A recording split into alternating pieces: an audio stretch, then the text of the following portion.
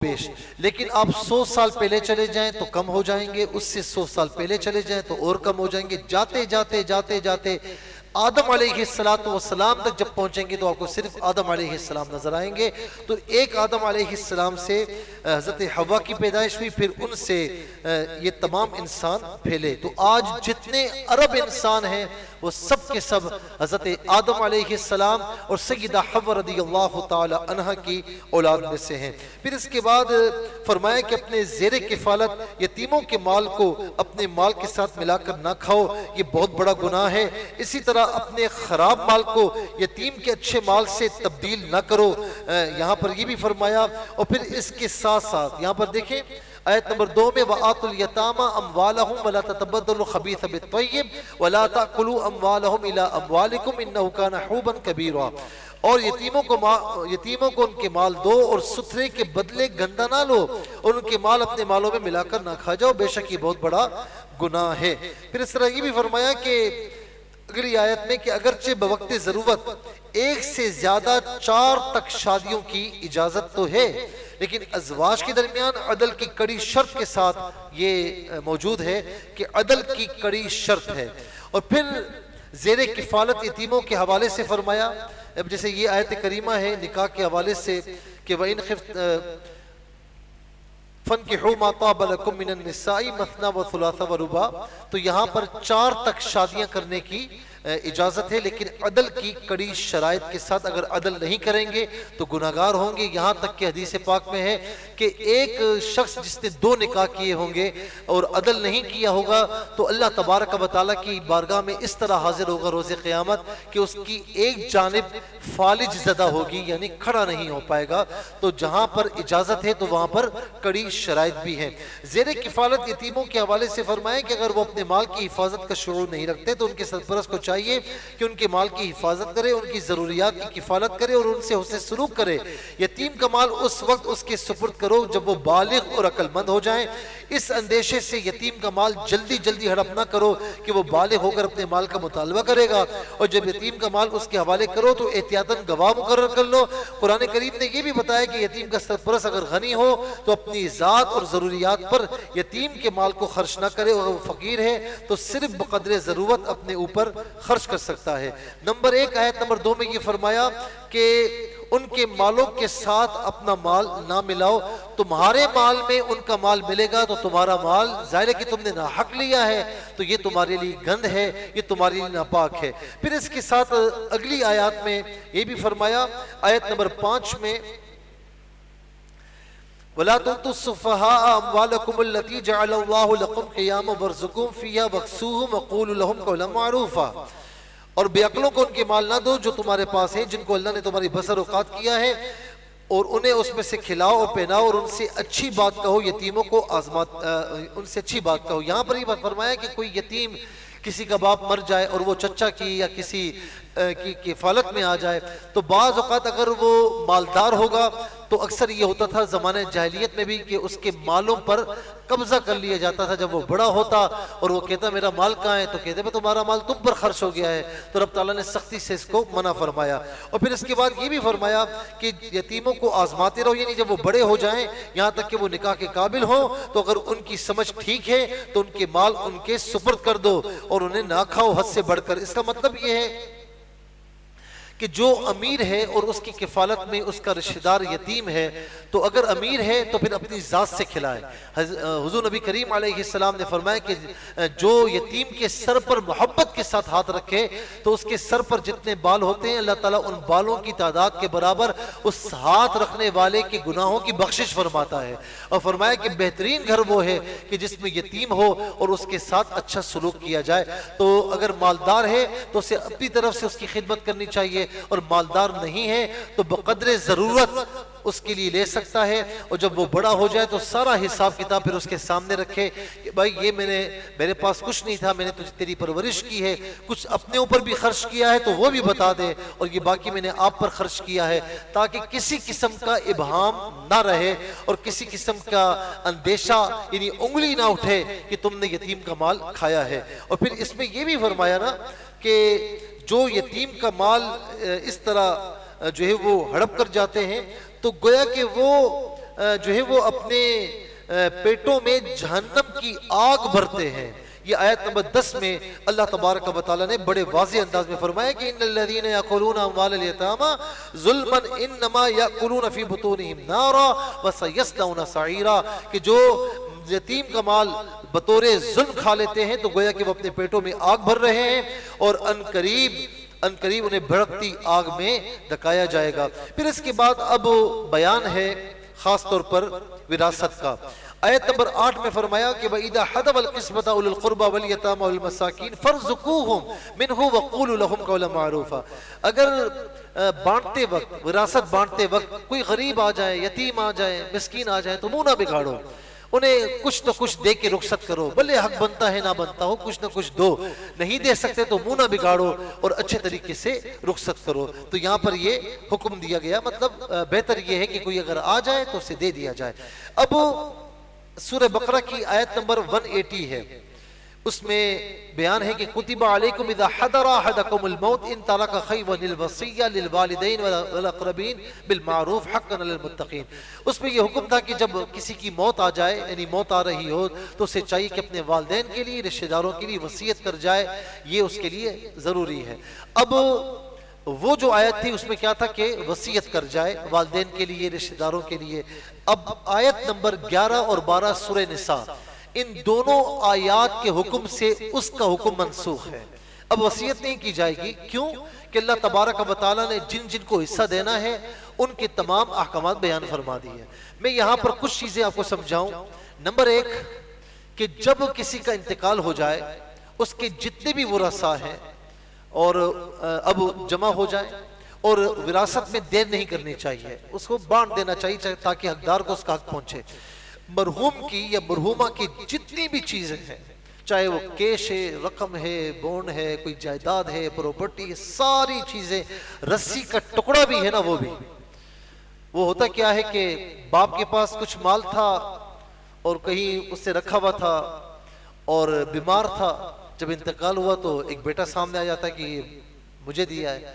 اچھا اسی طرح کوئی بیٹی ماں کی خدمت کر رہی ہے تو اس کا زیورات وغیرہ وہ چھپا لیا، وہ کیا ہوا بھائی، وہ تو میری ماں نے مجھے دے دیا تھا۔ یہ کوئی تصور نہیں ہے، سامنے دیا ہے، 2 گواہ ہیں، وہ ایک علیحدہ بات ہے، لیکن اس طرح کوئی تصور نہیں ہے۔ ساری چیزیں جمع کی جائیں گی۔ سب سے پہلے اس کا جو کفن دفن ہے، غسل ہے، کفن دفن، جو بھی قبر کا معاملہ، اس کے اخراجات وارثین اگر نکالنا چاہیں تو اس میں سے نکال دیں۔ دوسری چیز، اگر اس نے قرضہ لیا ہے تو وہ سارا قرضہ اس کے مال میں سے نکال لیا جائے۔ تیسری چیز، اگر وصیت کی ہے تو اس کی 1/3 وصیت پر عمل کیا جائے گا۔ ان 3 چیزوں کا خیال رکھنا ہے۔ اور ایک بات اور واضح ہو جائے کہ جب وراثت بڑھتی ہے تو سب سے پہلے ذوی الفروض، اسے اصحاب فرائض بھی کہتے ہیں۔ اصحاب فرائض یا ذوی الفروض وہ ہیں کہ جن کے لیے اللہ تبارک و تعالیٰ نے آیات میں بتا دیا کہ ان کے حصے مقرر ہیں، جن کے حصے مقرر ہیں قرآن و سنت میں، انہیں اصحاب فرائض یا ذوی الفروض کہا جاتا ہے۔ اگر ذوی الفروض نہیں ہے، اصحاب فرائض نہیں ہے، تو آگے آتے ہیں عصبات، یعنی باپ کی طرف سے اس کے رشتہ دار ہیں نا۔ اگر اصحاب فرائض اس کی کوئی بھی نہیں ہے، ایسی سچویشن ہوتی ہے، کوئی بھی نہیں ہے، تو پھر اسبات کی طرف دیکھا جائے گا کہ اس کی باپ کی طرف سے جو قریبی رشتہ دار ہیں، قریبی رشتہ دار بھی نہیں ہے تو پھر دور کے رشتہ دار ہیں، ان کو دیا جائے گا۔ اگر اسبات بھی کوئی نہیں ہے تو پھر آ جائیے ذوی الارحام پر۔ ذوی الارحام جو ہے یعنی جو ماں کی طرف سے رشتہ دار ہوں، ٹھیک ہے نا، ماں کی طرف سے رشتہ دار ہوں۔ یہ بات یاد رکھیں کہ اصحاب فرائض ہیں تو ان کو دیا جائے گا، ان کے بعد جو بچے گا تو اسبات کو دیا جائے گا، ٹھیک ہے۔ اچھا اصحاب فرائض اور اسبات نہ ہو تو پھر وہ جو مال ہے وہ ذوی الارحام یعنی جو ماں کی طرف سے رشتہ دار ہیں تو ان کو دیا جائے گا۔ اور اگر وہ بھی نہ ہو، کوئی بھی نہیں ہے، تو پھر اگر مرحوم یا مرحومہ نے کسی کو وصیت کی ہے تو اسے دیا جائے گا، وصیت بھی نہیں کی تو وہ سارا مال بیت المال میں جمع کرا دیا جائے گا۔ یہ احکامات ہیں۔ اب اس میں رب العالمین فرماتا ہے کہ کسی شخص کا انتقال ہو جائے اور اس کی اولاد میں بیٹے اور بیٹیاں ہیں تو ہر بچے کو بیٹی کا دگنا حصہ ملے گا۔ اگر صرف ایک ہی بیٹا ہے تو جن وارثوں کا حصہ شریعت میں مقرر ہے اصحاب فرائض ان کو دینے کے بعد بقیہ کل ترکہ بیٹے کو مل جائے گا۔ ایک سے زائد بیٹے ہوں تو ان میں برابر تقسیم ہوگا۔ اگر کسی کی وارث صرف ایک بیٹی ہے تو اسے بقیہ ترکے کا آدھا حصہ ملے گا۔ اگر ایک سے زائد صرف بیٹیاں ہیں تو ان کو مجموعی طور پر بقیہ ترکے کا 2/3 حصہ ملے گا۔ کسی شخص کا انتقال ہو گیا، وہ صاحب اولاد ہے، اس کے ماں باپ بھی حیات ہیں، تو ان دونوں میں سے ہر ایک کو ترکے کا 6واں حصہ ملے گا۔ اگر کسی شخص کا انتقال ہوا، اس کی اولاد نہیں، اس کے ماں باپ بقید حیات ہے، تو ماں کو ترکے کا 1/3 حصہ ملے گا اور بقیہ جو ہے وہ باپ کو مل جائے گا۔ فوت شدہ شخص کے لاولد ہونے کی صورت میں، کہ جو شخص فوت ہوا ہے وہ بے اولاد ہے، تو اس کی صورت میں اگر اس کے بہن بھائی ہیں تو اس کی ماں کو 6واں حصہ ملے گا۔ اگر بیوی لاولد ہو، بے اولاد ہو، تو اس کا نصف ترکہ شوہر کو ملے گا۔ اگر شوہر لاولد ہو تو اس کے ترکے سے بیوی کو 4واں حصہ ملے گا۔ اگر شوہر کی وفات ہو گئی، بیوی ایک ہو یا ایک سے زائد ہو، اولاد کی موجودگی میں ایک ہو تو 8واں حصہ، اگر ایک سے زائد بھی ہیں تو جتنی بیویاں ہیں سب کو مجموعی طور پر شوہر کی ترکے کا 8واں حصہ ملے گا۔ اگر کسی لاولد شخص کا انتقال ہو جائے کہ جس کی کوئی اولاد نہ ہو، اس کے ماں باپ بھی نہ ہو، اور صرف ماں کی طرف سے بہن یا بھائی ہو تو اسے 6واں حصہ ملے گا، اور اگر صرف ماں کی طرف سے ایک سے زائد بھائی یا بہن ہیں تو انہیں کل ترکے کا 1/3 حصہ ملے گا۔ اور پھر اس کے بعد آیت نمبر 15 اور 16 کی طرف آ جائیے۔ بدکاری کی ابتدائی اور عارضی سزا کا بیان ہے۔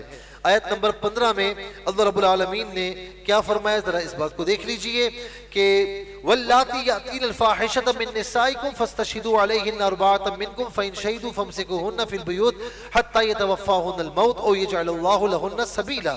فرمایا کہ ابتدائی طور پر جو بدکاری کی سزا تھی وہ یہ تھی کہ جو عورتیں اس طرح بدکاری کا ارتکاب کریں تو ان پر خاص یہ ہے کہ 4 مردوں کی گواہی لو، پھر اگر وہ گواہی دے تو ان عورتوں کو گھروں میں بند رکھو یہاں تک کہ انہیں موت اٹھا لے یا اللہ ان کی کچھ راہ نکالے، اور تم میں سے جو مرد و عورت ایسا کام کریں ان کو ایذا دو، پھر اگر وہ توبہ کر لیں اور اپنی اصلاح کر لیں تو پھر اعراض کرو، اور ان اللہ کان تواب رحیم، بے شک اللہ تعالیٰ توبہ قبول فرمانے والا، رحم فرمانے والا ہے۔ تو یہ بدکاری کی ابتدائی سزا کا بیان ہے۔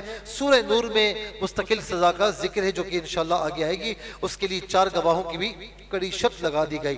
توبہ کرنے والوں کے لیے بخشش اور مغفرت کا وعدہ ہے۔ پھر آیت نمبر 17 میں اللہ رب العالمین نے قبولیت توبہ کا اصول بیان فرمایا کہ جن لوگوں سے گناہ سرزد ہو جائے اور وہ غلطی کا احساس ہونے پر جلدی توبہ کر لیں تو ان کی توبہ کی قبولیت اللہ تعالیٰ کے ذمے ہے، لیکن جو لوگ زندگی بھر گناہ کرتے چلے جائیں یہاں تک کہ وہ فرشتہ اجل سر پر آ کھڑا ہو پھر کہیں کہ میں نے توبہ کی، تو ان کی توبہ کی قبولیت کی کوئی ضمانت نہیں، اور جن کی موت کفر پر واقع ہو جائے ان کی آخرت میں نجات کی کوئی ضمانت نہیں۔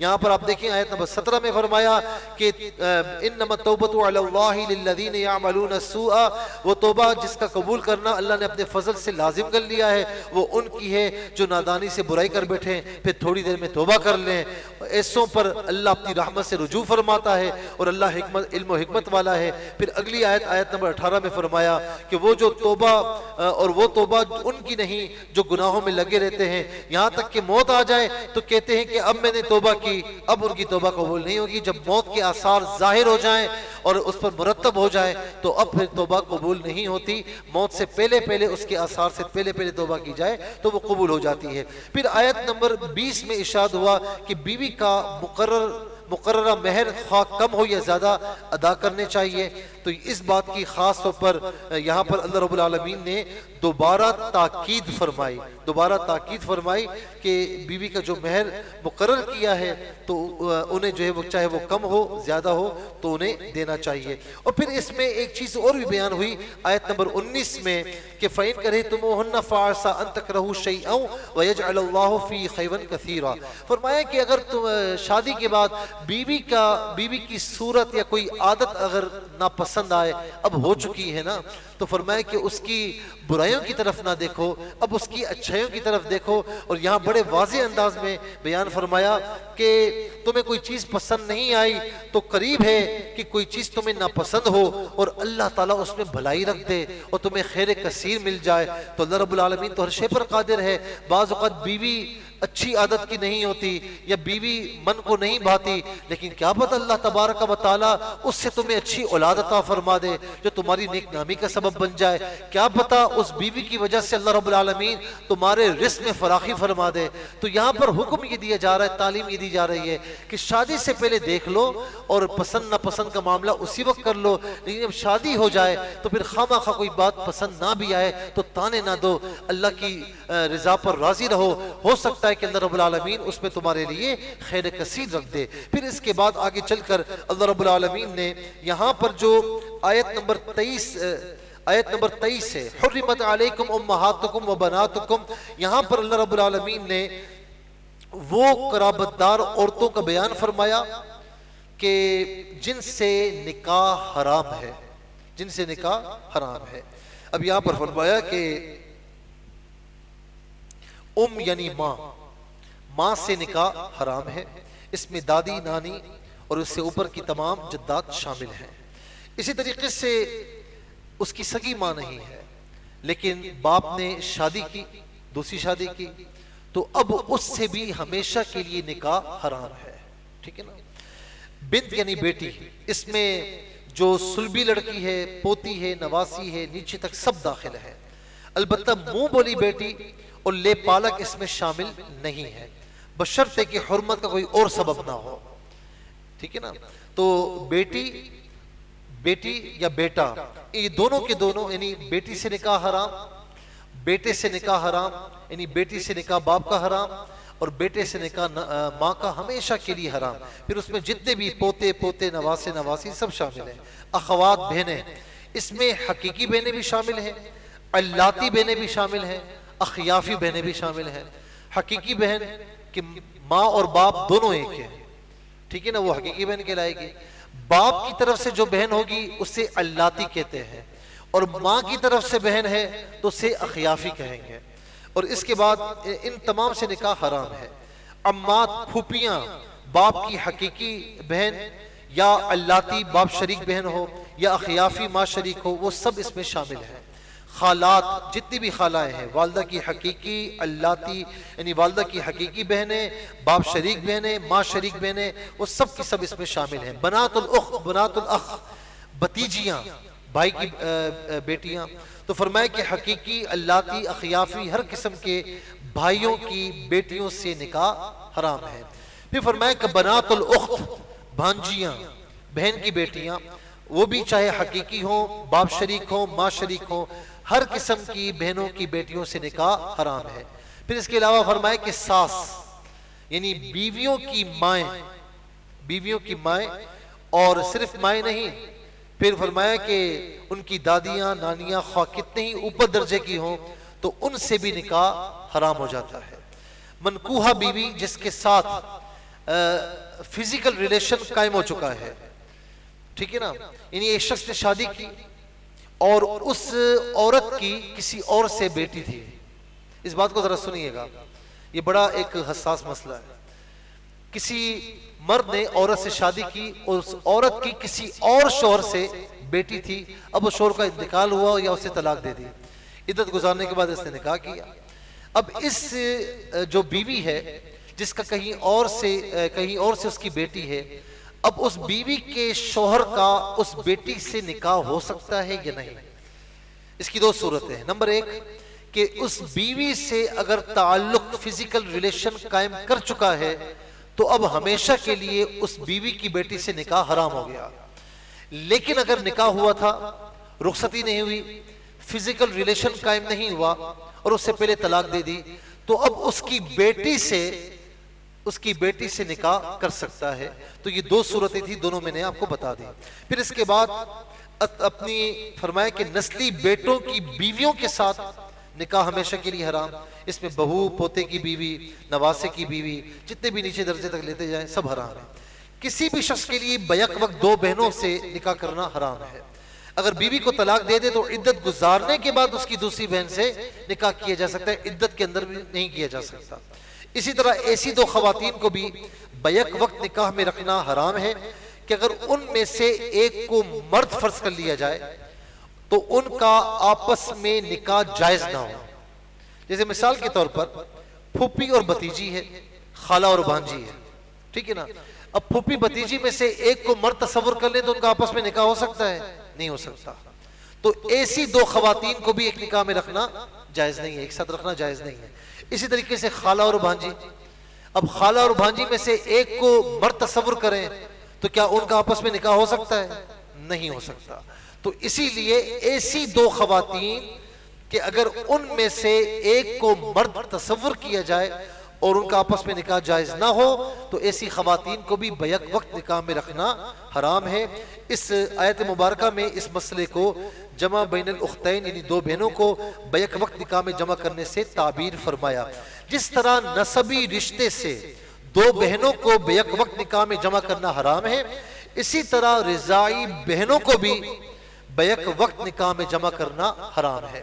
کسی شخص نے کسی خاتون کا یعنی 2.5 سال کے اندر یعنی کوئی بچہ تھا، 2.5 سال کے اندر اس نے کسی خاتون کا دودھ پی لیا۔ اب وہ خاتون اس کی رضائی ماں ہے، اس خاتون کا شوہر اس کا رضائی باپ ہو گیا، اور اس خاتون کے جتنے بچے بچیاں ہیں اس دودھ پینے والے کے رضائی بھائی اور بہن ہو گئے۔ اس دودھ پینے والے کا اس خاتون کے کسی بچی سے کچھ نکاح نہیں ہو سکتا۔ یعنی دودھ پینے والی بچی ہے تو اسے کسی بچے سے نکاح نہیں ہو سکتا، دودھ پینے والا بچہ ہے تو اسے کسی بچی سے نکاح نہیں ہو سکتا۔ لیکن دودھ پینے والے کے علاوہ اس کے اور بہن بھائی ہیں تو ان کا نکاح وغیرہ ہو سکتا ہے۔ یہ اللہ رب العالمین نے یہاں پر بیان فرمایا، اور حدیث پاک میں ہے کہ جن عورتوں سے نسب کے رشتے حرام ہیں تو فرمایا کہ ان سے نسب کے رشتے سے نکاح جن کے ساتھ حرام ہے تو ان سے رضاعت کے رشتے سے بھی حرام ہے۔ اور سورہ نساء کی آیت نمبر 23 میں اللہ تبارک و تعالیٰ نے اس کو بڑی وضاحت سے بیان فرما دیا۔ اس کے بعد 5ویں پارے میں آ جائیے۔ 5ویں پارے کے شروع میں محرمات قطعیہ کی تسلسل میں یہ بھی بتایا کہ جب تک کوئی عورت کسی دوسرے شخص کے نکاح میں ہے اس سے نکاح حرام ہے، یہاں تک کہ اگر شوہر نے طلاق دے دی تو عدت کے اندر نکاح اور واضح الفاظ میں نکاح کا پیغام دینا بھی حرام ہے۔ البتہ عدت کے بعد عورت اپنی رضامندی سے دوسرے شخص کے ساتھ نکاح کر سکتی ہے۔ ہاں، کفار کی وہ عورتیں جو میدان جنگ سے پکڑی جائیں، یعنی جہاد ہو رہا ہو، میدان جنگ سے وہ پکڑی جائیں اور تمہاری ملک میں آ جائیں تو ان سے وہ تمہاری کنیزیں ہیں اور ان سے جماع حلال ہے۔ آیت نمبر 25 میں فرمایا کہ جو شخص آزاد عورتوں سے نکاح کی استطاعت نہیں رکھتا وہ کنیزوں سے نکاح کر سکتا ہے، لیکن اس دور میں اب یہ نہیں ہے کیونکہ جہاد نہیں ہو رہا تو اس لیے اب کنیزوں کا غلاموں کا تصور نہیں ہے۔ آیت نمبر 29 میں فرمایا کہ یا ایھا الذین آمنوا لا تأکلوا اموالکم بینکم بالباطل الا ان تکون تجارۃ عن تراض منکم۔ فرمایا کہ ایمان والو ایک دوسرے کے مال ناحق نہ کھاؤ، ایک دوسرے کا مال ناحق نہ کھاؤ، مگر یہ کہ کوئی سودا تمہاری باہمی رضامندی کا ہو، اور اپنی جانیں قتل نہ کرو، بے شک اللہ تم پر مہربان ہے۔ تو یہاں پر بڑے واضح انداز میں فرمایا کہ جوا، سٹا، غضب، کسی کا مال غصب کر لیا، چوری، ڈاکہ، خیانت، رشوت، جھوٹی قسم کھا کر بیچنا، جھوٹی گواہی کے ذریعے مال بیچنا، ایک دوسرے کا مال کھا لینا یہ حرام ہے۔ باہمی رضامندی سے جو تم آپس میں بزنس کرتے ہو یہ بالکل جائز ہے، اور اس سے حاصل ہونے والا نفع بھی جائز ہے۔ اسی طرح ہبہ اور وراثت کے ذریعے بھی جو مال ملے جائز ہے۔ آیت نمبر 30 میں فرمایا کہ جو شخص ظلماً دوسروں کا مال کھائے وہ جہنم کا ایندھن بنے گا۔ اللہ تعالیٰ نے فرمایا کہ اگر بندہ کبیرہ گناہوں سے بچتا رہے تو وہ اپنے فضل و کرم سے بندے کے صغیرہ اور غیر ارادی گناہوں کو معاف فرمائے گا۔ وَمَنْ يَفْعَلْ ذَلِكَ عُدْوَانًا وَظُلْمًا فَسَوْفَ نُصْلِيهِ نَارًا۔ آیت نمبر 30 میں کہ جس نے اس طرح زیادتی کی کہ مال حرام کمایا وہ کھایا تو فرمایا کہ عنقریب اسے پھر آگ میں داخل کیا جائے گا، اور یہ اللہ پر کوئی مشکل نہیں ہے، اللہ پر بڑا آسان ہے۔ آیت نمبر 32 میں حسد کی ممانعت کرتے ہوئے فرمایا، اور کیا فرمایا؟ وَلَا تَتَمَنَّوْا مَا فَضَّلَ اللَّهُ بِهِ بَعْضَكُمْ عَلَى بَعْضٍ لِلرِّجَالِ نَصِيبٌ مِّمَّا اكْتَسَبُوا وَلِلنِّسَاءِ نَصِيبٌ مِّمَّا اكْتَسَبْنَا حسد کیا ہوتا ہے؟ کسی کے پاس مال و منصب دے کر یہ تمنا کرے کہ یہ مال یہ منصب اس سے چھن جائے، یہ مجھے مل جائے، یہ حسد ہے، یہ جائز نہیں ہے۔ حسد نیکیوں کو اس طرح کھا جاتا ہے، حدیث پاک میں ہے جس طرح آگ لکڑیوں کو کھا جاتی ہے۔ اور رش کرنا جائز ہے۔ کسی کو آپ دیکھیں اس کے پاس مال ہے، منصب ہے، عزت ہے بڑی، تو یہ تمنا کرنا کہ مولا اسے بھی ملے اور مجھے ہی مل جائے، تو یہ رشک ہے، یہ جائز ہے۔ تو فرمایا کہ حسد کی ممانعت کرتے ہوئے کہ اللہ رب العالمین نے اپنی حکمت سے کسی کو مال، عزت یا مرتبے میں فضیلت دے رکھی ہے، تو اس کے زائل ہونے کی تمنا نہ کرو، کیونکہ یہی حسد ہے جو حرام ہے۔ کسی کے ساتھ حسد کرنے سے بہتر ہے کہ اللہ سے اس کے فضل کا سوال کرو، اس کے خزانوں میں کوئی کمی نہیں ہے۔ اب یہ کہو کہ مولا اسے بھی دے، تیرے خزانوں میں کوئی کمی نہیں، تو مجھے بھی عطا فرما، یہ مانگ لو۔ حسد کرنا، اور حسد ایسا کبھی عمل ہے جو حاسد کو تباہ و برباد کر دیتا ہے، اور حاسد اپنی جگہ اپنی آگ میں جل جل کر بالآخر وہ کہیں کا نہیں رہتا، اسی لیے حسد بالکل بھی نہیں کرنا چاہیے۔ آیت نمبر 34 میں اللہ رب العالمین نے فرمایا کہ مرد عورتوں کے منتظم ہیں اور کفیل ہیں، اور یہاں سے انشاءاللہ میں چاہ رہا ہوں کہ اس کو بھی یہاں موقوف کر دیا جائے، اور کل سے آیت نمبر جو 34 ہے جس میں شوہر اور بیوی ان کے بارے میں کہ ان کے حقوق کیا ہیں، اچھی بیوی اچھا شوہر کون ہوتے ہیں، تو اس کا بیان ہے، تو انشاءاللہ اس کا آغاز ہم کل سے کریں گے۔ اللہ تبارک و تعالی ہم سب کو قرآن و حدیث پر عمل پیرا ہونے کی توفیق عطا فرمائے، اور ہمیں قرآن سے ہمیشہ ہمیشہ جڑے رہنے کی توفیق نصیب فرمائے، آمین بجاہ النبی الامین وما علیہ الا البلاغ المبین۔ ایک سوال ہے، اس کو مختصر لے لیتے ہیں، تقریباً 2 سے 3 منٹ میں اس کو ختم قرآن و سنت کی روشنی میں بیان کر دیتے ہیں۔ سوال یہ ہے کہ حضرت نے اتنا مضبوطی سے بند کیا کہ کھولنا بھی اس کو آسان نہیں رہا۔ سوال یہ ہے کہ رمضان کی آمد کے ساتھ کچھ لوگ روزانہ رات 1 بجے سے لے کر 3:30 تک کرکٹ کھیلتے ہیں، جس کی وجہ سے پورے محلے میں اس ٹائم پر شور شرابہ گالم گلوچ ہوتی ہے۔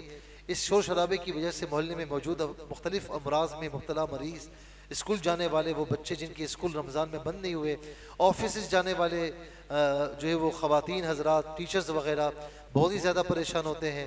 اور فرمایا کہ خود ایسی فیملی کو میں جانتا ہوں کہ جس میں جو لیڈی ہیں وہ دل کی پیشنٹ ہیں، ابھی رمضان سے چند یوم پہلے ان کا دل کا آپریشن ہوا ہے۔ اس کے علاوہ ان کی فیملی کے دیگر افراد ٹیچر ہیں، پوری فیملی بہت زیادہ ڈسٹرب ہے۔ تو مجھے کہا کہ سوال یہ ہے کہ اب آپ کیا فرماتے ہیں اس میں؟